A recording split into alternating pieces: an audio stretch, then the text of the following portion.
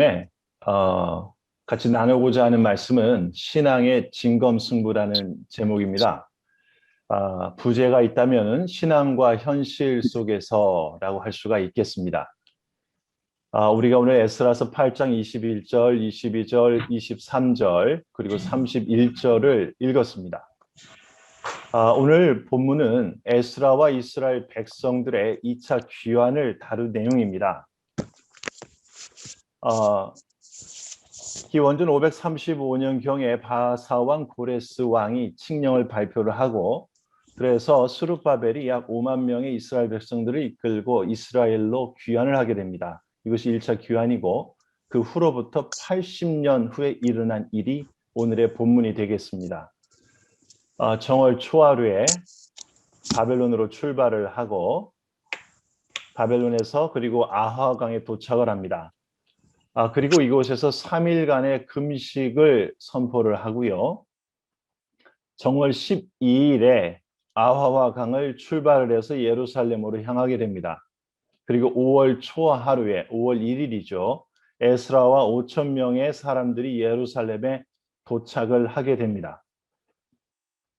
어떻게 보면 문제가 있었고 기도를 했더니 하나님이 해결해 주셨다라고 하는 이런 패턴으로도 보입니다. 하지만 생각보다 에스라의 고민은 깊었던 것으로 보입니다. 22절에 대해서 개역개정은 이는 우리가 전에 왕에게 아뢰기를 우리 하나님의 손은 자기를 찾는 자에게 선을 베푸시고 자기를 배반하는 모든 자에게는 권능과 진노를 내리신다 하였으므로 길에서 적군을 막고 우리를 보을 보병과 마병을 왕에게 구하기를 부끄러워하였다라고 되어 있습니다. 표준세 번역은 내가 왕에게는 이미 이렇게 말을 했는데 말한 바가 있어서 우리가 돌아가는 길에 원수들을 만나게 될지도 모르니 보병과 기병을 내어달라는 말은 부끄러워서 차마 할 수 없었다라고 번역을 해놨습니다. 현대인의 성경은 나는 전에 황제에게 말한 적이 있었기 때문에 황제에게 군대를 보내어 도중에 원수들로부터 우리를 지켜달라고 부탁하는 것을 부끄럽게 여겼다라고 번역을 해놨습니다. 공동번역은 우리는 황제에게 이렇게 장담했던 것입니다. 우리 하나님은 당신을 저버리면 노여우시어 호되게 벌하시지만 당신을 찾기만 하면 잘 보살펴 주십니다. 그래놓고 도중에 원수들이 달려들까 무서우니 보병과 기병을 풀어서 도와달라고 청하는 것은 부끄러워서라도 할 수 없는 일이었습니다. 라고 번역을 해놓았습니다. 이것은 다른 말로 하면 신앙과 현실의 싸움이었던 것이죠.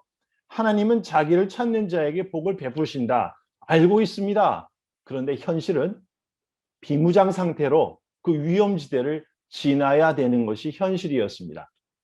결국 이 에스라가 처했던 상황은 그렇게 녹록하지만은 않습니다. 신앙과 현실 속에서 고민하고 있는 신앙인의 모습입니다.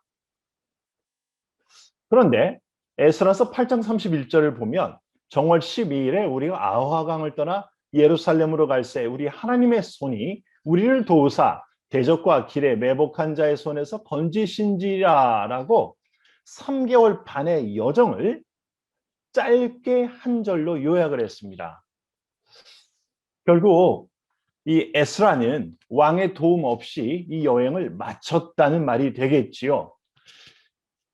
에스라는 신앙과 현실 속에서 고민하다가 신앙을 선택했고 결국 승리했다고 하는 것을 말해주고 있습니다.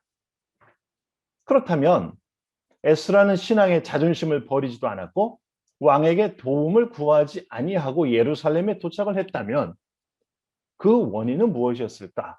이 에스라와 이 공동체가 승리할 수 있었던 그 원인은 무엇이었을까?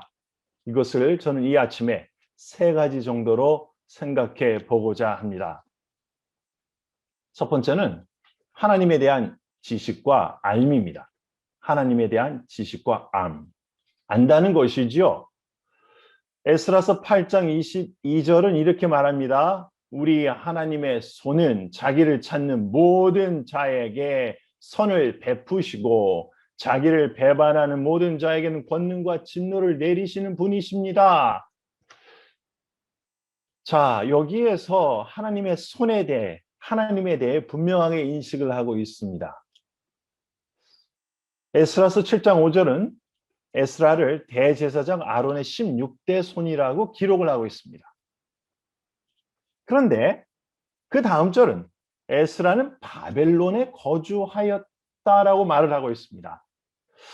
586년에 예루살렘이 멸망하고 수십만 명의 사람들이 바벨론으로 끌려왔습니다.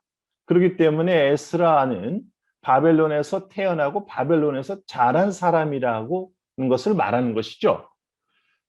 그런데 이 사람은 하늘의 하나님의 율법의 완전한 학사라라고 기록되어 있습니다. 여기서 완전하다고 하는 표현들을 보니까 전문가이다, 학자이다, 교사이다, 가르치는 자이다, 완벽한 사람이다라고 다른 번역에서 다양하게 기록을 하고 있습니다. 하늘의 하나님의 율법의 전문가이다. 하나님의 말씀에 깊이 통달한 자이다.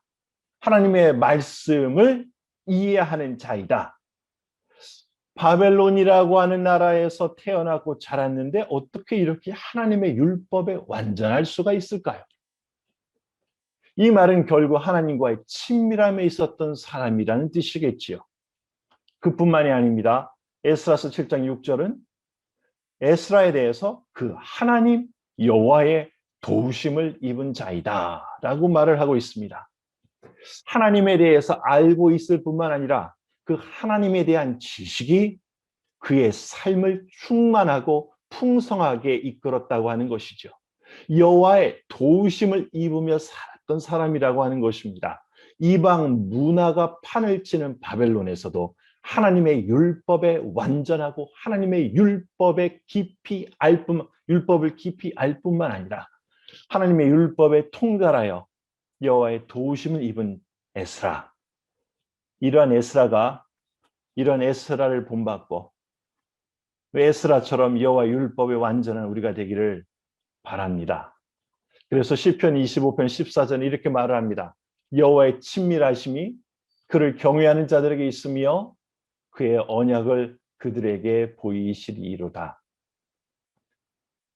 에스라는 하나님의 손에 대한 또 하나님의 존재에 대한 하나님에 대한 분명한 지식이 있었습니다. 머릿속에 그친 지식이 아니라 그의 가슴을 뛰게 하고 그의 삶이 여호와의 율법에 온전하게 행하도록 하는, 그리하여 여호와의 율법과 하나님의 말씀에 통달한 전문가가 되었고 이를 통하여 하나님의 도움을 받는 사람이었다고 하는 것이죠. 이러한 여호와의 말씀에 대한 확신이 있었기 때문에 에스라는 왕에게 도움을 구하지 않습니다. 두 번째는 기억과 확신입니다.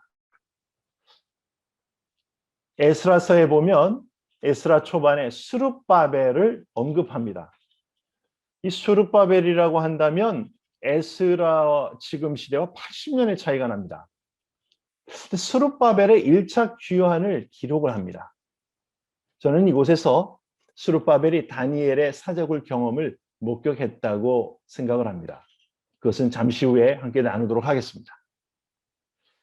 또 한 가지의 기억이 있다면 에스라와 에스더의 불임절 사건은 약 17, 18년, 20년이 채 안 되는 연수의 차이가 있습니다. 저는 에스라가 스룹바벨의 귀환 사건을 기억을 하고 불임절을 기억했다고 생각합니다. 이를 통하여 하나님께서 이스라엘 공동체를 향한 그분의 도우심, 그분의 구원, 그분의 인도하심을 이 에스라는 기억을 하고, 또한 그렇기 때문에 에스라와 함께 5천 명의 사람들이 예루살렘을 향하여 나아갈 때 하나님께서 도우실 것이라는 확신이 있었다고 생각을 합니다. 사자굴에 들어간 다니엘을 생각할 때마다 왼쪽에 있는 노인 다니엘이 생각나시는지요? 아니면 오른쪽에 있는 젊은 청년 다니엘이 생각나시는지요? 역사적으로 살펴보면 기원전 605년에 갈그미스 전투가 있었고 이곳에서 패해서 다니엘과 그 친구들이 바벨론으로 끌려온 것으로 기록을 합니다. 서기 597, 기원전 597년에 여호야긴이 포로가 되었고 586년에 예루살렘이 멸망을 합니다. 562년에 여호야긴 왕이 사면이 되고 그 후에 다리오가 등극을 합니다. 그리고 이때 사자굴 사건이 발생을 하게 되는 것이죠. 그리고 몇 년 후에 기원전 535년에 페르시아 왕 고레스가 칙령을 발표해서 이스라엘 사람들은 그들의 고향으로 돌아가라라고 말을 합니다. 이때 스룹바벨이 데리고 귀환을 하게 됩니다. 5만 명의 사람들을 데리고 귀환을 하게 됩니다. 스룹바벨의 나이에 대해서는 정확히 기록된 것이 없습니다. 하지만 이가 왕으로서 그 전체적인 리더로서 무리들을 이끌고 돌아온 것을 볼 때에 약 30세 전후가 되지 않겠는가라고 추측을 합니다. 다른 말로 하면 1차 귀환을 이끌었을 때가 스룹바벨의 나이 30이라고 볼 때에 스룹바벨은 20대 중반에 다니엘이 사자굴에 들어가는 것을 목격하게 되고 그 이튿날 다니엘이 사자굴에서 살아 돌아오는 것을 보게 됩니다. 스룹바벨의 입장에서는 그 전에 하나님에 대해서 알고 들었습니다. 믿었죠? 그러나 다니엘, 사자굴에 들어가면 살아날 확률이 없는 사자굴에 들어갔음에도 불구하고 하나님께서 생명을 지켜주시는 것을 스룹바벨은 목격을 하게 됩니다. 이를 통해서 스룹바벨은 살아계신 하나님의 도우심과 구원에 대한 용기를 가지고 이스라엘 백성들과 함께 예루살렘으로 돌아오게 됩니다. 에스라는 의도적으로 스룹바벨의 귀환을 기록을 합니다. 그렇다면 에스라와 에스더의 관계는 무엇일까요? 기원전 486년에 아하수에로 왕이 통치를 하게 되고 그 후에 에스더가 왕후로 책봉이 됩니다. 그리고 몇 년 후에 불임절이 제정이 되어지고 그 후에 아닥사스다 왕이 통치를 하며 에스라의 2차 귀환을 명합니다. 불임절과 에스라의 2차 귀환과는 20년이 채 되지 않습니다. 우리 선교사님들 20년, 30년 선교지에 계신 분들이 많이 있습니다. 우리가 첫 선교지에 도착한 첫날을 생생하게 기억을 합니다. 20년, 30년, 40년이 되었다 하더라도 선교지에 도착한 그날을 기억을 하게 됩니다. 그렇다고 한다면 에스라에게 있어서는 20년 전에 있었던 그 불임절 사건은 여전히 생생한 기억으로 남아 있습니다. 왜냐하면 에스라가 20년 전에는 아마 어린 소년일 수도 있겠고 젊은 청년일 수도 있습니다. 그렇다고 한다면 에스라 역시 하만의 계략에 빠져서 죽을 수밖에 없었던 이스라엘 사람들 중에 하나였던 것이죠.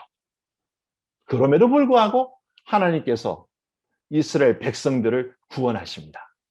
에스라는 에스더의 사건을, 그 역사를 기억을 합니다.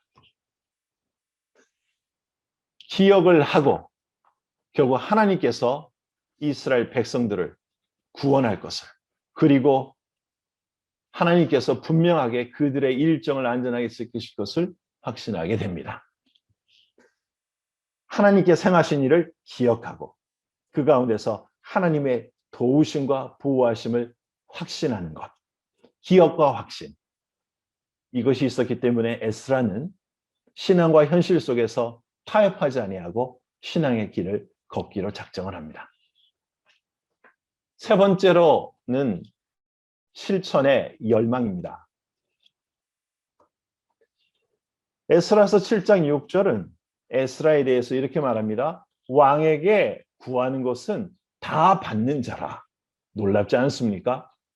페르시아 왕에게 구하는 것은 다 받는 자라고 말을 합니다. 다른 말로 한다면 에스라가 왕에게 왕이시여, 우리가 이스라엘로 돌아갑니다. 우리는 5천 명밖에 되지 않습니다. 돌아가는 길에는 원수들이 우글우글합니다. 우리에게 마병을 보내주십시오. 우리들에게 창병을 허락해 주십시오. 이렇게 말한다 한들 왕이 거절하지 않을 것이라는 것입니다. 왕에게 구하는 것은 다 받는 자라고 하는 것이죠. 그러기에 결정권이 있습니다. 그러나 에스라는 왕에게 구하지 않습니다. 열망이 있었던 것 같습니다. 열망이 있었던 것 같습니다. 내가 알고 믿는 것, 내가 기억하는 것, 내가 보았던 하나님의 역사, 그리고 이스라엘 백성들의 역사 속에 드러나시는 하나님의 구원하심과 하나님의 존귀하심과 하나님의 위대하심과 하나님의 영광과 하나님의 능력과 하나님의 권능과 하나님의 존귀함과 하나님의 열심을 나도 한번 경험해보고 싶다는 그러한 열망이 있었던 듯합니다. 그래서 왕에게는 이미 말을 했습니다. 하나님을 찾는 사람은 하나님이 잘 되도록 보살펴 주시지만 하나님을 저버리는 자는 하나님의 큰 노여움을 피하지 못합니다. 그러니 어떻게 내가 왕에게 보병과 기병을 내어달라는 말을 할 수 있겠습니까? 부끄러워서 참 할 수 없습니다. 라고 고백을 하고 있습니다. 그런데요. 8장 23절과 8장 31절은 이렇게 말하죠. 금식 기도에 응답을 얻고 정월 12일에 우리가 아하와 강을 떠나 예루살렘으로 갈새 우리 하나님의 손이 우리를 도우사 대적과 길에 매복한 자의 손에서 건지신지라. 신앙을 선택하고 길을 떠났습니다. 그런데요, 떠나기 전에 아하와 강가에서 기도에 응답을 얻습니다. 어떤 응답인지 우리는 모릅니다. 그러나 분명한 것은 하나님께 간구했을 때 우리와 우리의 어린 것을 위하여 기도했을 때에 하나님이 어떤 약속을 주신 것이죠. 약속을 가지고 떠납니다. 현실적으로는 아직 예루살렘에 도착하지 않았습니다. 그러나 영적으로 신앙적으로 이미 기도의 응답을 가지고 시작을 합니다. 기도의 응답을 가지고 첫 발을 뗍니다. 이것이 우리 선교사의 삶이 아니던가요? 아무것도 예정되지 않았고 아무것도 보장되지 않았지만 하나님께서 우리에게 주신 그 약속, 하나님께서 우리에게 주신 그 언약의 말씀, 이것을 가지고 우리는 선교지에 왔습니다. 기도의 응답을 가지고 떠났지만 여기 보십시오. 평화로운 여정을 걸었던 것이 아니었습니다. 대적이 있었습니다. 매복한 원수들을 만납니다. 기도의 응답이 있었습니다. 확신이 있었습니다. 하나님에 대한 확신이 있었고 지식이 있었고 알미 있었습니다. 그럼에도 불구하고 대적이 있었습니다. 매복한 원수들이 있었습니다. 그런데 3개월 반 동안의 여정 가운데 어려움이 있었고 고난이 있었고 고통이 있었지만 그거보다 더 크게 보이는 게 있었습니다. 그것은 바로 하나님의 손이었습니다. 하나님의 손이 너무 크고 하나님이 행하신 일이 너무 크다 보니까 원수들과 대적들과 매복한 자들의 공격이 작게 보이는 것이죠. 우리의 삶에 있어서 하나님의 손이 더 크게 보입니까? 아니면 우리의 현실이 더 크게 보입니까? 에스라에게 분명히 어려움이 있었습니다.